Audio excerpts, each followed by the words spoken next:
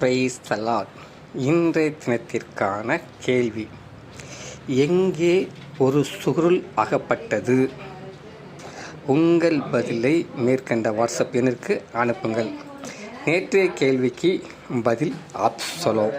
நேற்றைய கேள்விக்கு பதில் சொன்ன முதல் 3 பேருடைய புகைப்படமும் மற்ற அனைவருடைய பெயரும் இடம்பெற்றுள்ளது.